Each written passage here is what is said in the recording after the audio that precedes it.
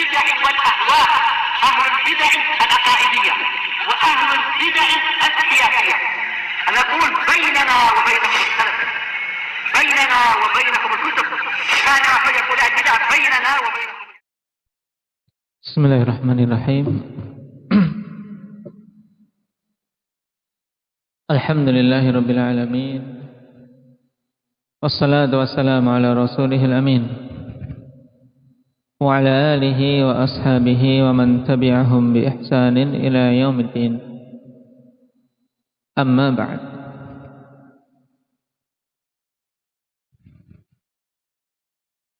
Setelah kita lewati pembahasan yang lalu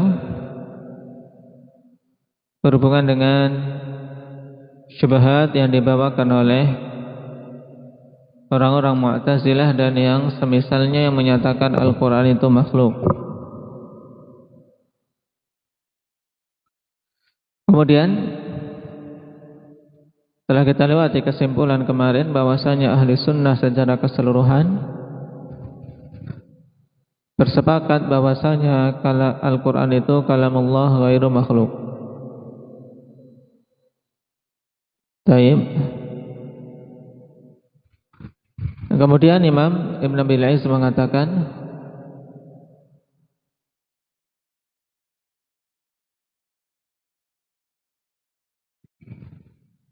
walakin ba'da dzalika tanaza'al mutaakhiruna fi anna kalamallahi hal huwa ma'nan wahidun qa'imun bidzati aw annahu hurufun wa aswatun takallamallahu biha ba'da an lam yakun mutakallimah.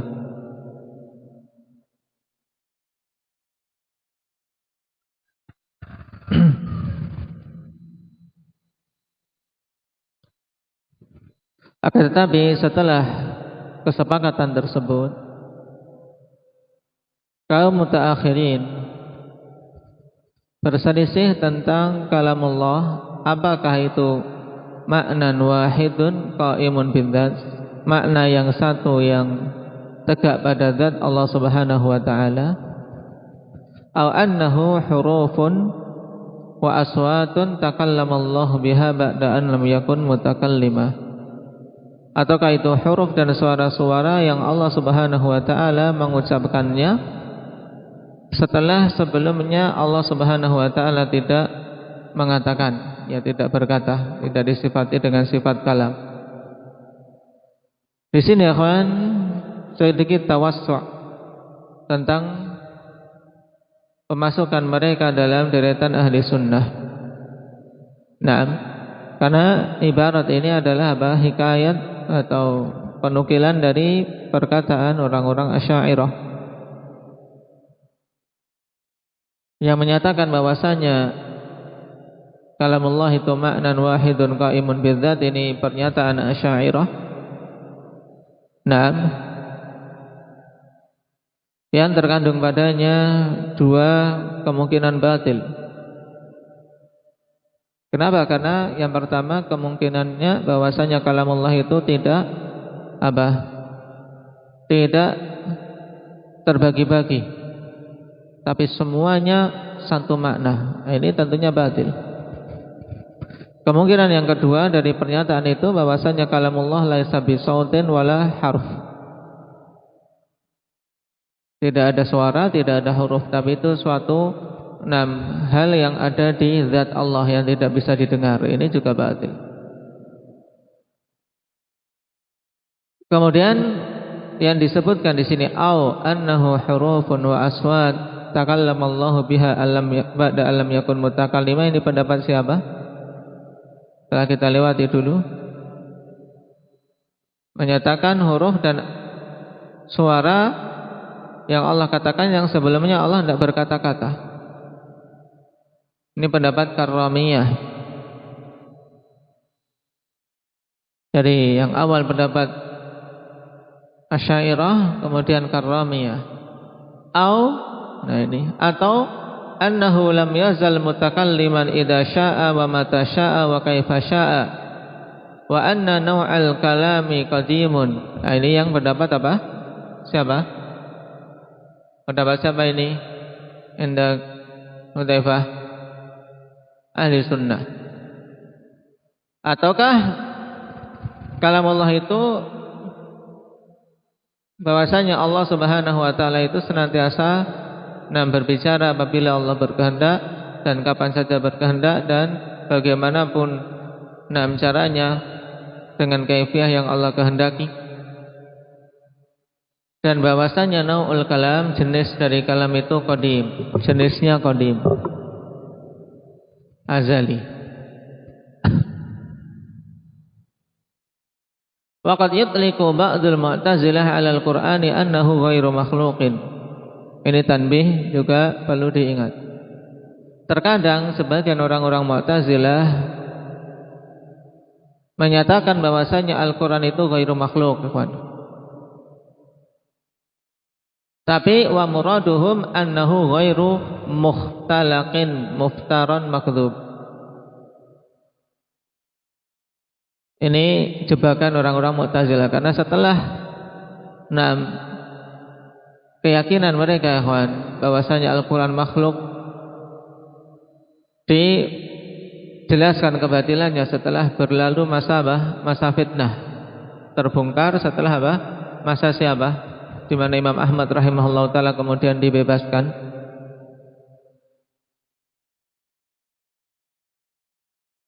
Sabarin. Dimulai dari zaman Ma'mun, kemudian siapa? 3 qurun khalifah.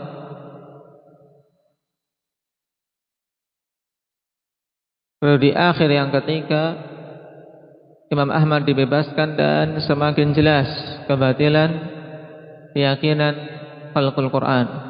Nah, mereka kemudian membuat tipu muslihat. Di murajaah lagi itu. Baik. Nah, mereka menyatakan setelah itu ikut pernyataan ahli sunnah bahwasanya Al-Quran ghairu makhluk, tapi maksud mereka adalah ghairu mukhtalaq. Muftara makdzub, tidak diada-adakan, tidak didustakan, yaitu bukan sesuatu yang hasil kedustaan manusia. Bal huwa haqqun wa sidqun, menurut mereka bahkan itu adalah hak dan satu yang benar. Wala raiba anna hadzal makna muntafin bittifaqil muslimin. Tidak syak bahwasanya makna ini memang memang ditiadakan berdasarkan kesepakatan kaum muslimin.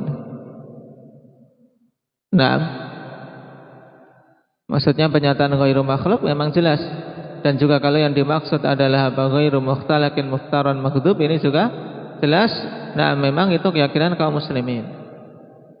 Cuman syahidnya di sini orang-orang Mu'tazilah menggunakan istilah ghairu makhluk untuk makna yang lain yang disepakati dengan kaum muslimin. Tapi tetap mereka meyakini Al-Qur'an itu makhluk yang Allah ciptakan.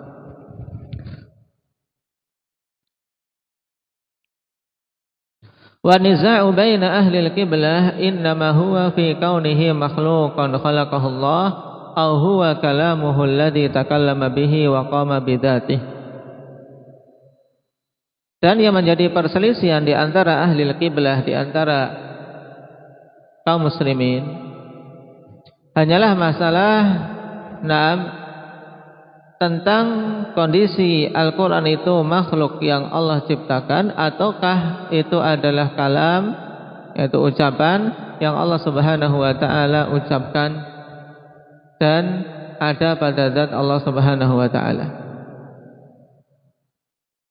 Nah, dikatakan di sini ahlul qiblah, perlu diketahui bahwasanya asal keyakinan Al-Quran itu makhluk, hukumnya apa ini?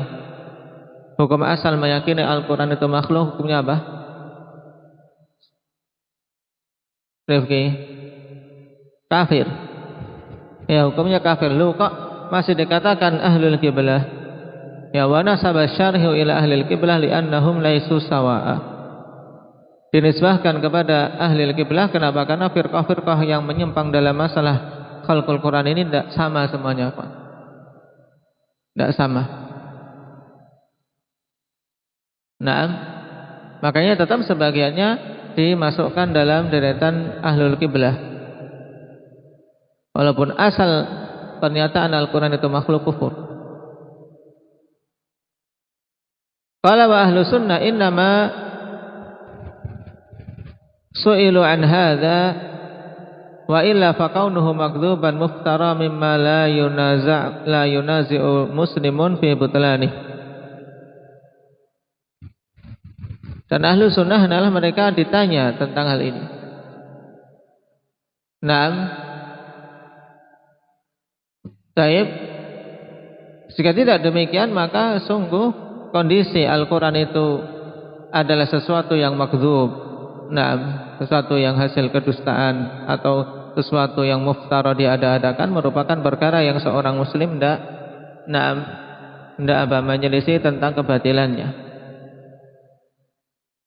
Wala syakka anna masyayikhal mu'tazilah wa ghairihim min ahli al-bid'ah mu'tarifuna bi anna i'tiqadahum fi tauhid wa sifati wal qadari lam yatalaqahu la an kitabin wala sunnah wala an a'immatis sahabati wat tabi'in lahum bi ihsan. Dan tidak syak bahwasanya Syiah Mu'tazilah serta selain mereka dari kalangan ahli bidah mengakui bahwa keyakinan mereka dalam tauhid serta dalam sifat-sifat dan dalam masalah takdir tidak mereka ambil dari kitab dan sunnah. Juga tidak diambil dari para imam-imam kalangan sahabat dan tabi'in. Wa innama yaz'umuna anna aqlahum dallahum alaih. Nah, ini sumber kebatilan mereka. Hanyalah mereka menyangka bahwasanya akal mereka lah yang menunjukkan atas hal tersebut. Baik. Wa innama yaz'umuna annahum talaqaw minal a'immatis syara'. Nah, inilah yang lebih mengherankan lagi. Hanyalah mereka mengklaim, menyangka bahwasanya mereka itu mengambil hal tersebut dari imam-imam syariat. Nah,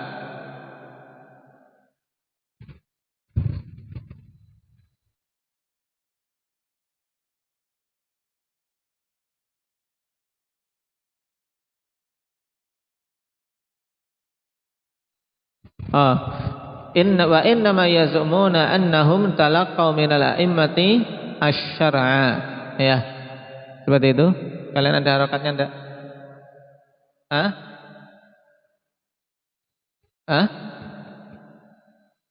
Kalau syariah lebih jelas lagi. Nah, yang lainnya? Baik. Syariah itu lebih jelas. Berarti maknanya, ikhwan, dalam masalah akidah mereka mengklaim tidak mengambil dari Alkitab dan Sunnah serta para imam dari kalangan sahabat dan tabi'in. Paham?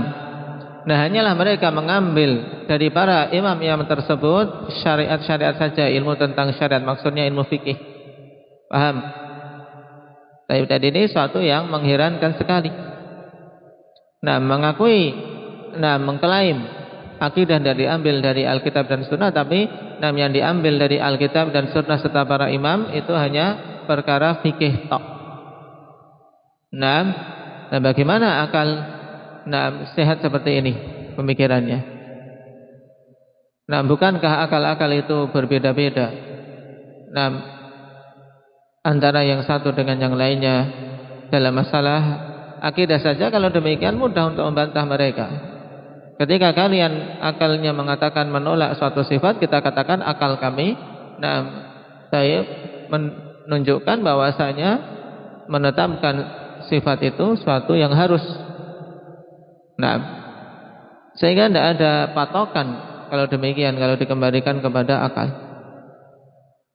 Walau turikan nasu ala fitrihimus salimah wa aqlihimul mustaqimah lam yakun bainahum niza'. Dan sungguh seandainya manusia ditinggalkan di atas fitrah mereka yang selamat dan akal mereka yang lurus, tentunya tidak akan terjadi perselisihan. Walakin al-qasyaitan ila ba'din nasi ughlutatan min aghalitihi farraqa biha bainahum. Akan tetapi syaitan melemparkan kepada sebagian manusia ughlutah, ya, tipu muslihatnya, dari berbagai macam tipu muslihat yang menjadikan orang terperosok. farraqa biha bainahum, yang kemudian syaitan memecah belah dengan tipu muslihat dan syubhat-syubhat tersebut di antara mereka. Wa innal ladzina ikhtalafu fil kitabi la fi shiqaqin ba'id, dan sungguhnya orang-orang yang berselisih dalam Alkitab itu sungguh mereka dalam shiqaqin ba'id, dalam penyimpangan yang jauh dari kebenaran. Baik. Barakallahu fiikum, mungkin itu dulu. Saya ada pentingan keluar. Subhanakallah bihamdika.